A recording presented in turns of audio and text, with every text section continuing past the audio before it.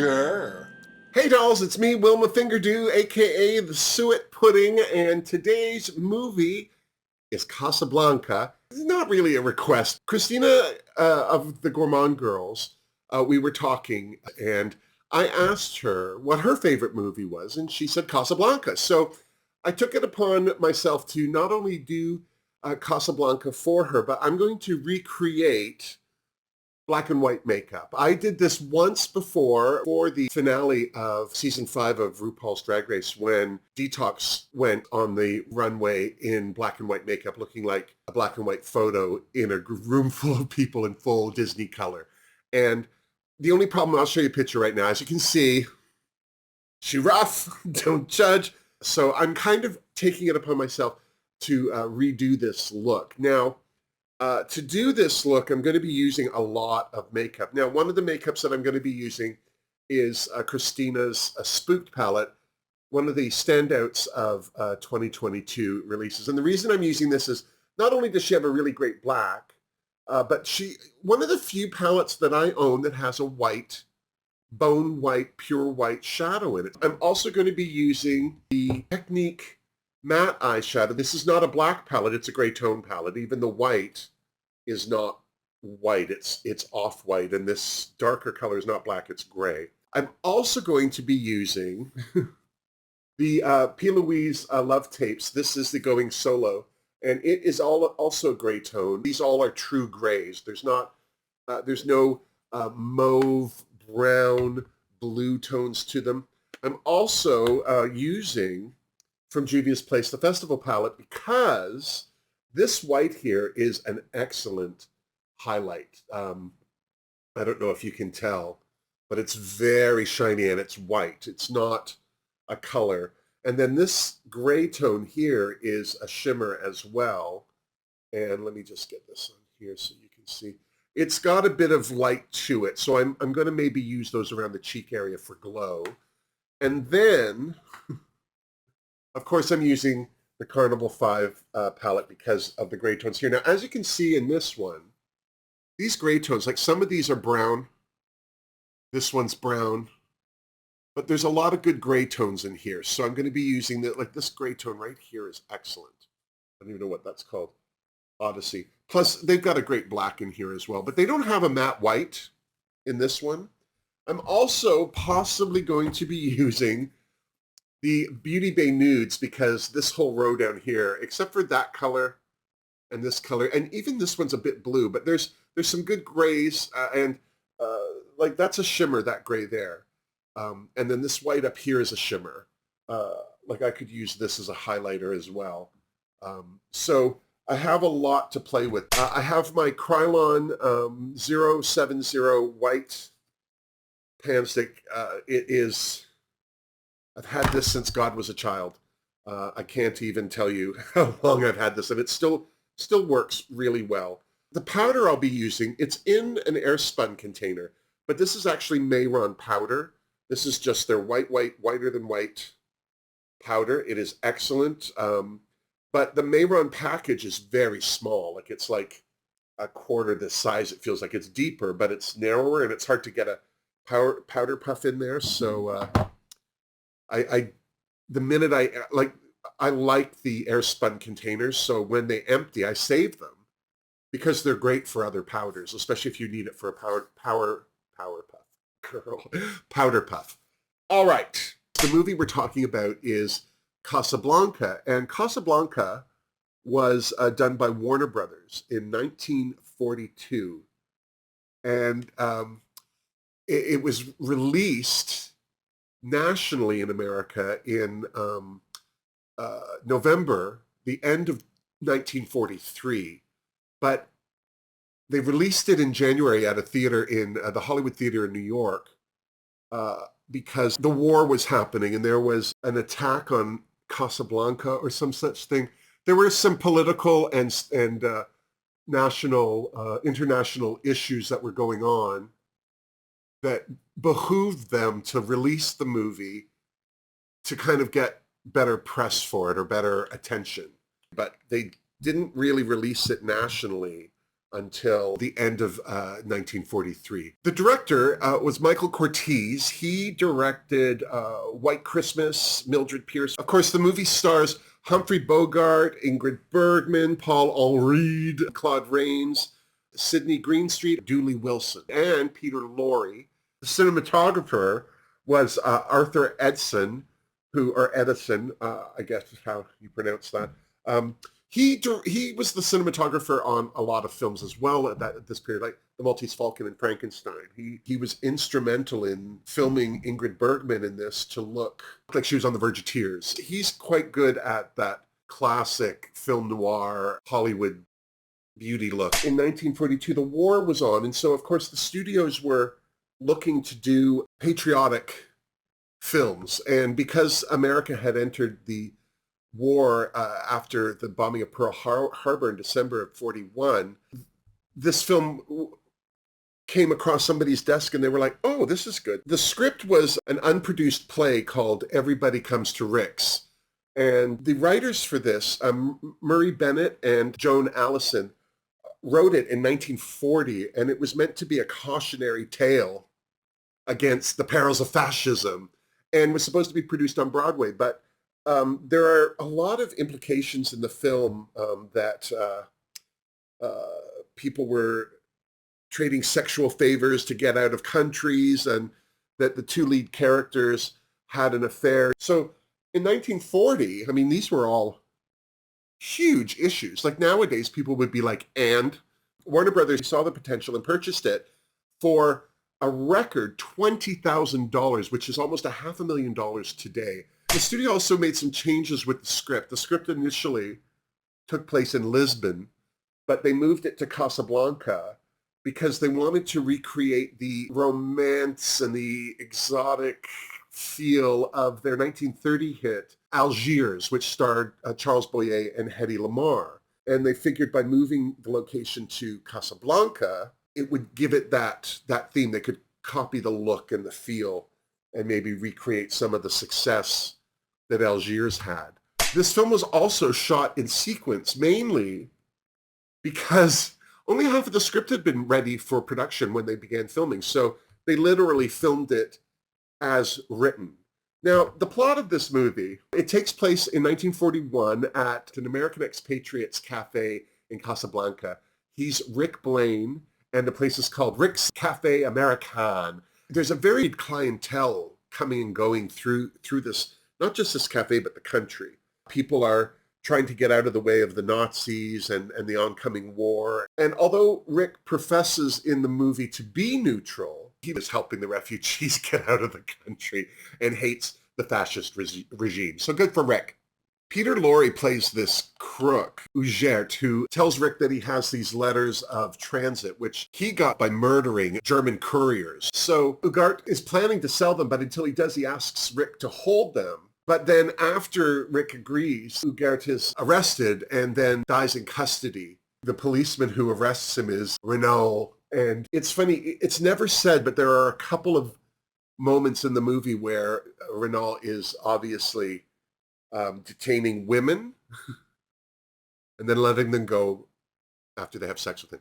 Soon after Ugert is murdered and Rick realizes he now has these letters, his former lover, Ilse Lund, enters the establishment with her husband, Victor Laszlo, who was a fugitive Czech resistance leader. And the two need the letters to escape. Well, Rick refuses to sell, but the reasoning for that is because in flashback in the movie, we see that Rick and Ilse had this affair, and unbeknownst to Rick, he didn't know she was married.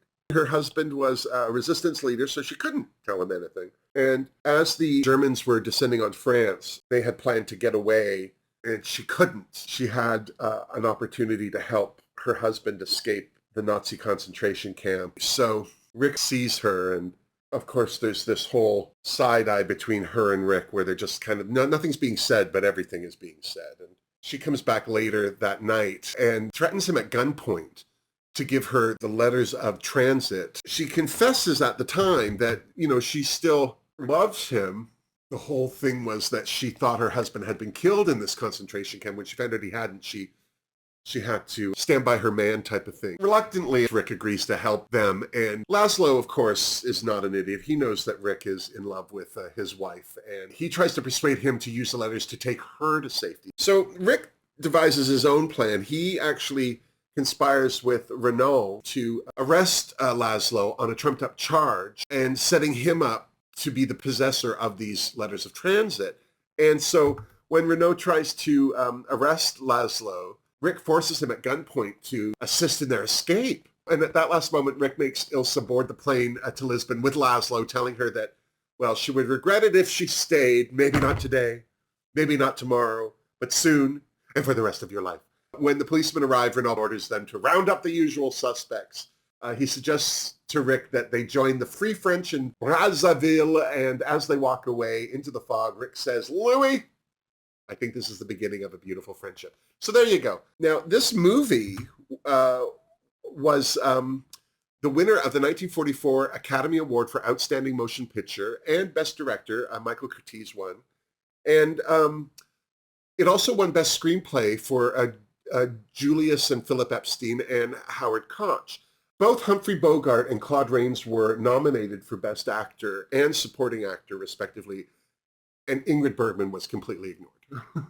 Now, as I say, nobody expected anything from this movie, and it's not because like it was like, oh yeah, we're just killing time. Back in the day, the studios made movies. That was their job. They had actors, big and small, on contract. They got paid weekly, whether they made any films or not. So they were constantly making films, and this was one of those films that they made, but nobody was really, there was not a lot of buzz about it. But the audience's reaction to it was so favorable, and its reaction at the Academy Awards really helped make this film way more popular than people expected, and subsequently a classic. I'm making sure that I have a lot of this powder under my eyes as a bake because I'm going to be putting eyeshadow on, and I don't want this white makeup to be trouble later, because it's going to be. I'm just going to tell you right now. I'm going to take this e.l.f. Eyeshadow. It's just cream eyeshadow. No budge cream eyeshadow. And I'm going to put this on my eyelids. So because of the popularity of this film, it not only propelled both Humphrey Bogart and Ingrid Bergman to higher heights of fame, it also created some of the most iconic movie quotes ever. And the soundtrack was huge. The song As Time Goes By was almost not even in the movie, and yet it's so iconic to the film. It wasn't written for the movie. It had been released a few years earlier, so the song wasn't nominated for an Academy Award. It couldn't be. It wasn't eligible. But most people don't think of anything but Casablanca when they hear that song. And the only reason it ended up staying in the movie was because Bergman had already shot the scenes with her asking Sam to play the song and had moved on to another project and had cut her hair. So it was just, as I say, this wasn't a huge film. There wasn't a lot riding on it. It was just one of the many they were producing. So it was just easier for them to kind of like leave it in.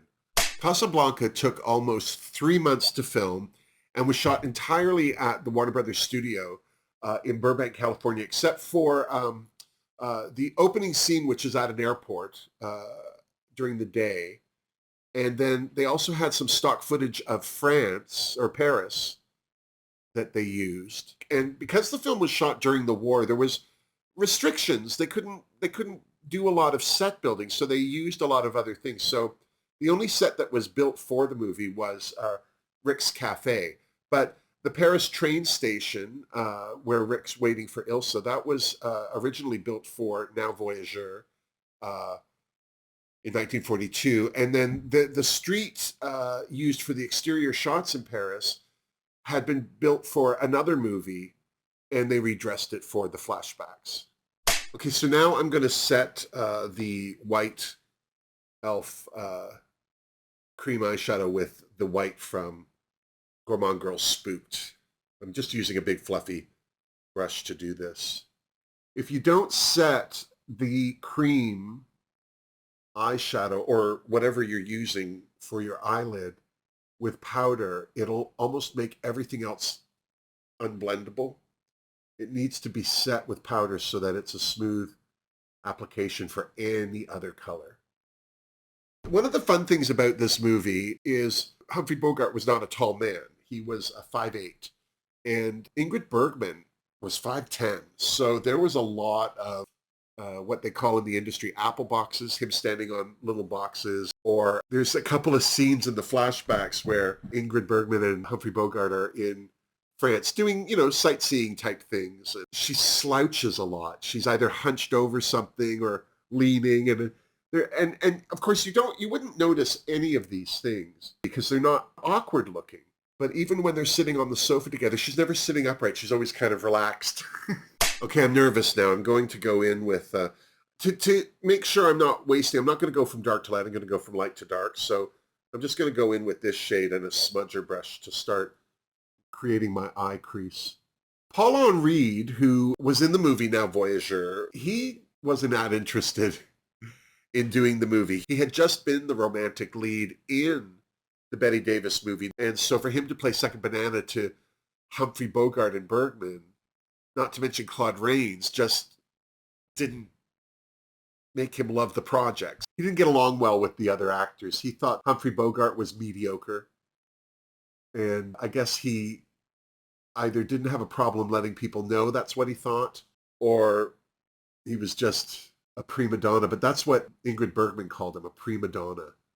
As I say, Paul Reed didn't want to be in the film, but neither did Ingrid Bergman. She thought that it was the film was more fluff than substance, and she actually wanted to do the movie For Whom the Bell Tolls, which was done actually in 1943. And so when production on Casablanca wrapped, she actually was able to do it. So, all of her misgivings and worry were for nothing. And what's funny is I think she's more well known for Casablanca than For Whom the Bell Tolls. I'm taking the brush that I put the white powder on, and I'm just going to blend out some of this gray just a bit. I'll be blending out a lot of stuff for a lot of this, so bear with is all I'm saying. Humphrey Bogart at the time was married to an actress that I had never heard of before this. Her name was Mayo Mathieu, and she continually accused him of having an affair with Ingrid Bergman.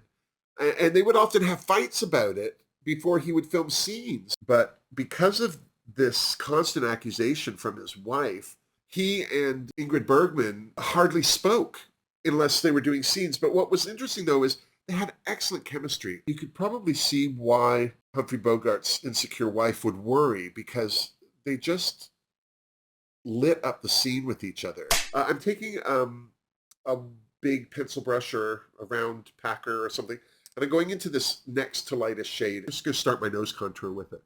Another character in the movie, Sam, he was played by an actor named Dooley Wilson, and he didn't play the piano. He was a professional drummer, actually. There was a piano player off camera that was playing for him, and he would match what he was doing, which I have to say, I thought he could play the piano. He looked like he could play the piano to me.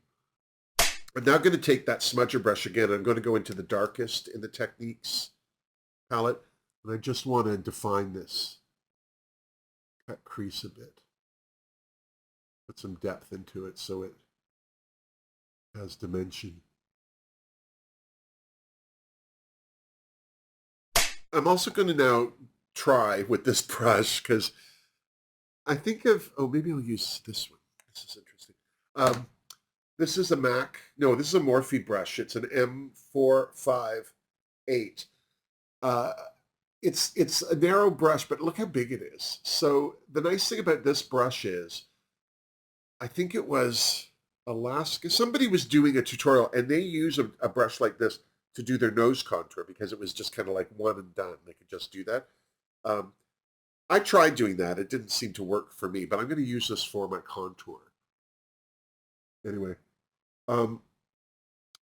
because the film was made during World War II for security reasons, you couldn't film at an airport after dark. You couldn't have all that light on the ground at an airport because it would make it an easy air target. And so because of that, the final scene of Casablanca is at an airport at night, and they filmed that in a studio.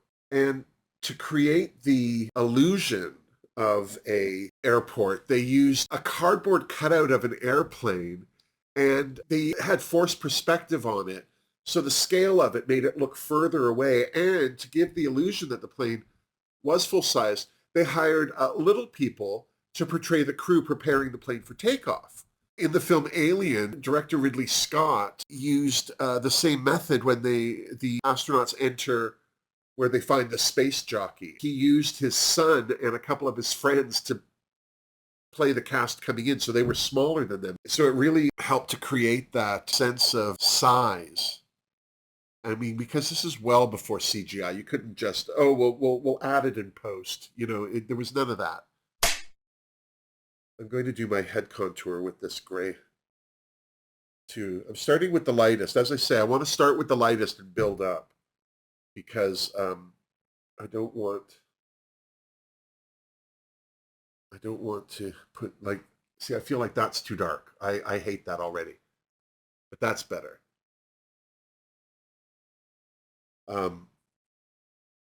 Trial and error, people, trial and error. This is when having the monitor going on at the same time helps because it helps me see how stuff is looking on camera, because if you get used to looking at it just on your own, like just with your eye in the mirror, it doesn't necessarily mean it'll look as good. I'm just going to take my powder puff and some of this white now, and I just want to put some white back on my forehead because I feel like I'm losing it a little in the middle there. Create that spotlight of light.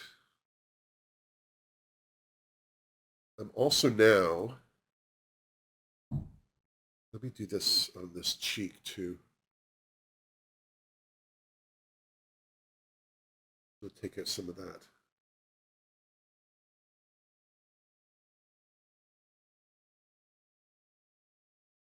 Yeah, there, that's better. Oh, thank goodness.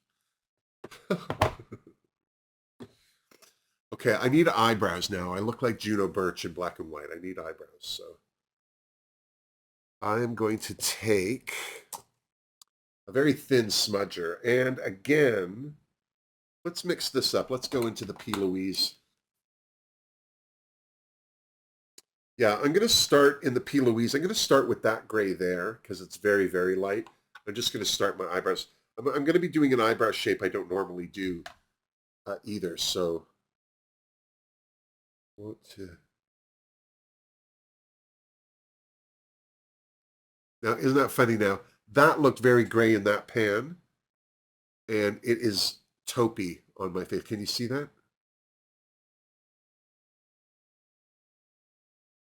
It doesn't look as dark, as gray as I wanted it to. I'm going to go to the next color, which is prenup. Is it prenup? That's not a good one. Go in there and see if that's going to be any different.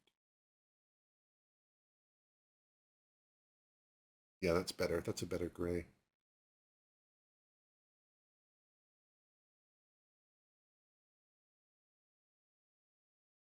So, as I said, because this film was actually happening while the war was actually happening, um, the studio had to consider a few things, especially for international distribution.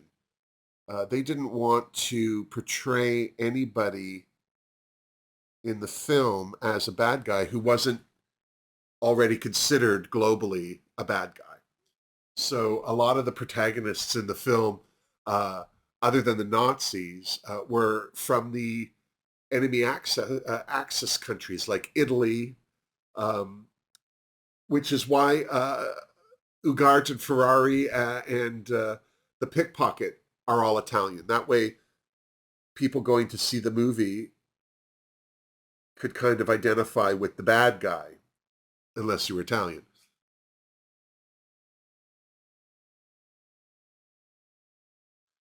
This is my favorite eyebrow brush. It is a Jessup. Yeah, I don't know what it is anymore, but it's a wide-angled brush. It's just wider than the usual, and I just really like this for eyebrows. And I'm going to do my ombre eyebrow here.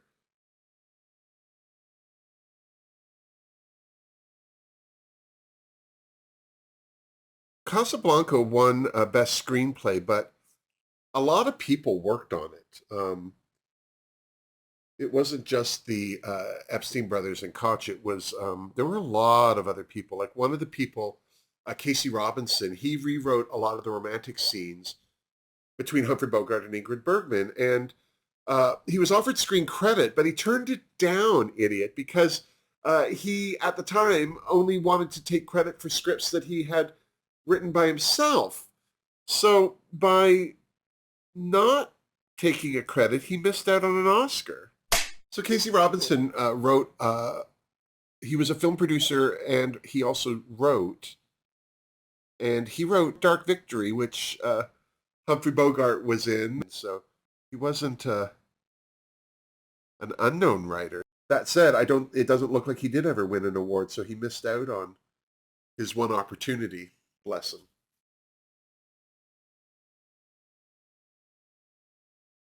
Ooh. She's surprised. This film has 6 of the American Film Institute's top movie quotes, more than any other of any movie on the list. And the quotes are, "Here's looking at you, kid," was improvised by Humphrey Bogart. "Louis, I think this is the beginning of a beautiful friendship," was created by the producer Hal B. Wallace after shooting was complete, and Bogart had to be brought back in to dub it. "Play it, Sam. Round up the usual suspects. We'll always have Paris." For anyone who's ever heard anybody say "we'll always have," and then they say a city or a country, it's from Casablanca. And of all the gin joints and all the towns in all the world, she had to walk into mine. And these quotes have not only survived the movie, but they become pop culture. Like "Play It, Sam" quoted in the Golden Girls, and it's perfectly quoted. Sophia actually says the film lines word for word, so it's funny because it can kind of come off like she's not saying it right, when in fact she is. "Play it, Sam. You played it for her, you can play it for me." That's the actual line, and one of the reasons why they think it's a misquote, or a popular misquote, is because Woody Allen had a film out called "Play It Again, Sam." It was actually a play that he did. So I think a lot of people just misremember. Also, the film "What's Up, Doc" with Barbra Streisand, she sings "As Time Goes By" to Ryan O'Neal. And she does a Humphrey Bogart impersonation, which is, I don't know, I guess good for Barbra Streisand. I don't know. Of all the gin joints in all the world, she had to walk into mine. Also, the movie The Usual Suspects is called The Usual Suspects based on the line from Casablanca. I'm just wiping this NYX pencil off as I highlight my brow bone here, just to get any black. I don't want to put any black smudges on. Keep it as clean as possible. I don't know, those are pretty high. I shouldn't have put them up that high. Max! I'm going to go into my under the eyebrow now with this color from the festival palette from Juvia's Place. It is called Uli, U-L-I. Just help set that cream that I just put down. Give it some shimmery shine. So the film definitely has had its cultural impact on society. So much so that when Murray Burnett and Joan Allison sold the play, Everybody Comes to Rick's, they signed away all the rights to the story and the characters to Warner Brothers. But in '83, they filed a suit against Warner Brothers with Burnett arguing that these characters were a part of him and that they have a great regard for them, and he wanted them back. And the New York Court of Appeals ruled against Burnett and Allison in '86. It took them 3 years. But in order to retain their copyright, Warner Brothers gave the pair $100,000 each in 86, and the right to produce the play. So they did. They produced the play, Everybody Comes to Rick's, in London in 1991, 5 years later, and it closed less than a month later. So how good could it have been? I have to say, I'm really happy. I'm not getting a lot of fallout with anything I've used so far. I was worried that it would be all over my face. All over my face. What song is that? Let me know down below if you know what I have these total recall for things, but it's not total, it's partial recall. Like I'll remember a line from a song, but I couldn't tell you the song or who sang it or what it's about, just that I know it. I'm just building out this eye shape now with this fluffy brush, and I'm using the Going Solo palette from P. Louise, but I'm also, this one seems to be the best of the bunch. I'm actually just going to run my brush over a couple of these shades just to kind of get a mix.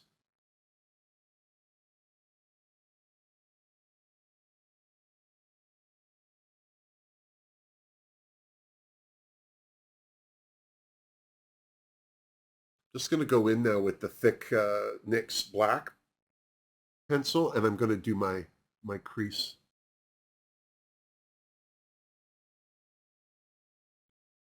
Take an angled brush here and smudge this out. Something that I was surprised to find out, because I didn't know this, was that there were two short-lived Casablanca TV series created. One premiered in 1955 and another that aired in 83. And the 83 one was a prequel. And it featured Starsky and Hutch star David Soul as a young Rick Blaine. It also featured Hector Elizondo and Scatman Crothers, and Ray Liotta was in it in a supporting role. And they shot 5 episodes, but it was canceled after 2. As far as the 1955 one, I have no idea. I don't know what was going on there. I'm going to go back into Spooked, and I'm going to grab the black in here, which is called Spooky. Nice choice. I'm just going to build up this crease with that. I have to say, this is one of my favorite things about putting on makeup is the blending and the taking your time. And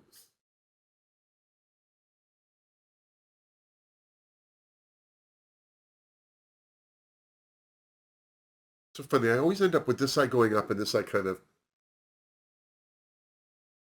see how this eye here is like a little more like, what's going on? This one's more like, oh.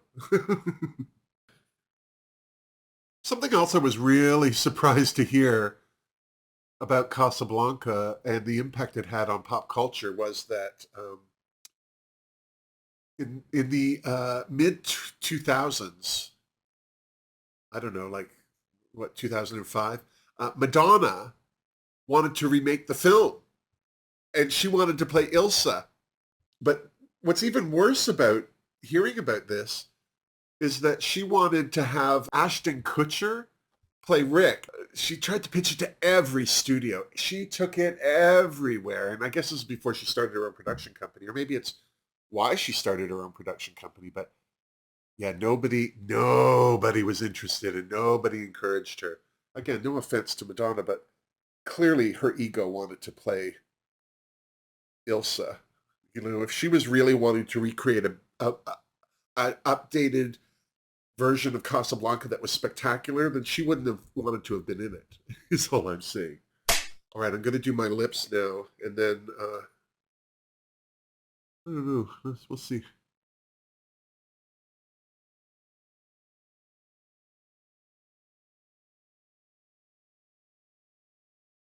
Oh, I'm using Juvia's Place, Ubu, I think it's called.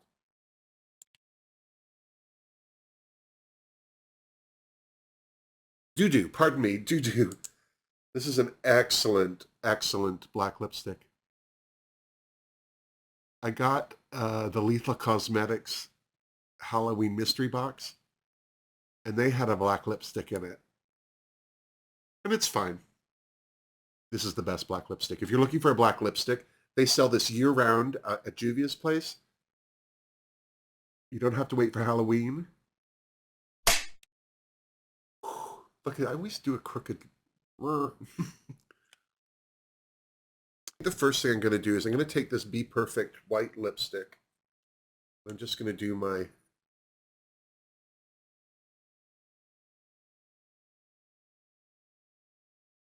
This is how I like to ombre a lip.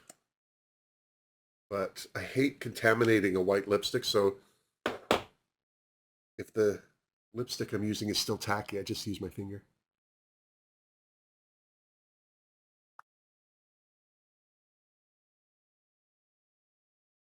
Look how dark that black is. It just takes that white totally away.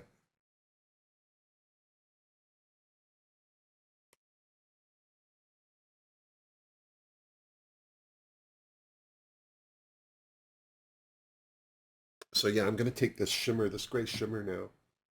See if I can...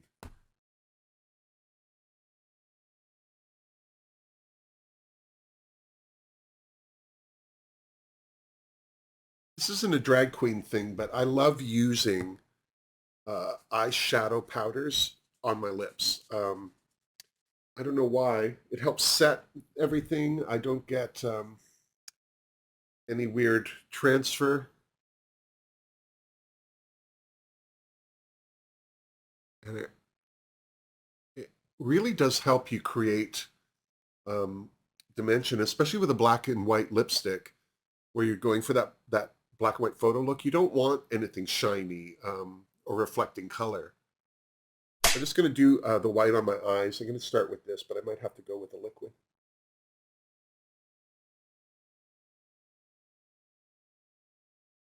This is the MAC brush. Or the MAC brush. MAC eyeliner.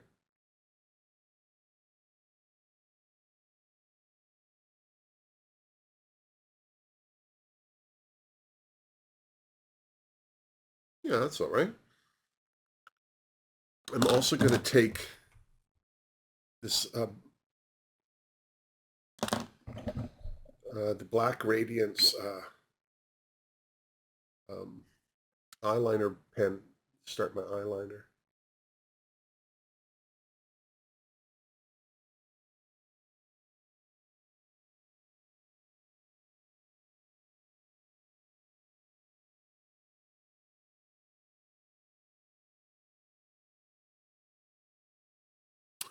Ooh, she lined. I really do like this. The Black Radiance, the pen nib on it is a felt tip, and it's really lovely. It's I don't know. I just find that the liner doesn't run out too quickly. Like sometimes, sorry, as I block everything, I find sometimes when I'm using like a NYX pen, because I have old eyelids, the liner will actually bleed into creases and stuff because it's kind of runny, whereas I find Black Radiance, whether it's the pen or their liquid liner, the liner just seems thicker to me somehow. It's not as malleable.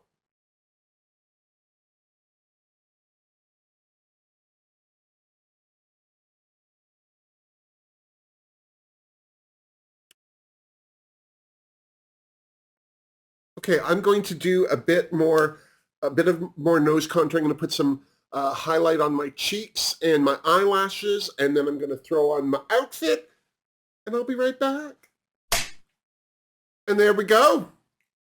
Do I look like I'm in a black? I'm so glad that my background's gray, because otherwise, what the heck? So there you go. This is my black and white makeup look. Now, I know that this wig it's coming off darker in the camera, but it's brown. It's a deep brown. And I want to thank Aunt B, a.k.a. Elizabeth, one of my fabulous Patreoners. She sent me this faux fur, which I've used to make my chapeaux and my wrap. And she also sent me this wig. And this wig is kind of like the impetus to this look because she thought she had sent me a ginger wig and it was this darker brown. And I told her at the time, I was so excited to get a dark brown wig. So my ears are there's still some, see if I can pull this down over my ear just a little. Hide it. Just hide it. We don't need to see the tops of my ears. But yeah, so this is the wig and the faux fur. And I want to thank Christina from Gourmand Girls who suggested this movie to me, Casablanca. If you haven't seen it, you should. One of the main reasons I feel you should see Casablanca is not just because it's a classic, not just because it's reflects a period of time that is, huge in the history of the human race, but it's also a movie that a lot of other movies drew from, and you'll recognize a lot of things in it, or things will sound or look familiar to you, and it's because it was done in this film first. And I just think it's a film that you should at least watch once. At least once. If you haven't gotten through your life watching Casablanca, then I don't know what you get up to in your spare time, and I'm not judging. But anyway, I made the gloves because I make gloves, and Aunt B sent me this fabric as well. Oh, no, I bought this fabric. This is 4-way stretch vinyl. I was so excited to find this. But she sent me this black and white faux fur, and one of the things that I also got in the package was some black and white fabric, and unfortunately I didn't use it for this look because I didn't think it needed it. I just wanted it to be all about the fur and the luxury of it all, and ooh. And I haven't done this look in a long time. This is my second time doing a black and white makeup. Let me know what you think. I've got links down below to Nikki Tutorial's tutorial and Lucy Garland. They were both instrumental in helping me figure out how I was going to do my look today. And if you like this video, please give it a thumbs up and subscribe to my channel if you haven't. I have more makeup and movies planned. They're coming down the pike. So if you're a movie fan, let me know what movies you like. Maybe I've done it already. Check my playlist, or maybe I'm looking for another movie to do. Although I do have my next one planned, and I think that it may very well, it actually is going to be The Princess Bride. But short of that, please also check out the links in the description box for ways you can help support my channel. And until next week, here's looking at you, kid. Mwah! Seriously. Ooh, ooh, ooh, I'm retro. Let's all go to the lobby. Let's all go to the lobby. Let's all go to the lobby to get ourselves a treat. Delicious things to eat. The popcorn can't be beat. The sparkling drinks are just dandy. The chocolate bars and the candy. So let's all go to the lobby to get ourselves a treat. Let's all go to the lobby to get ourselves a treat.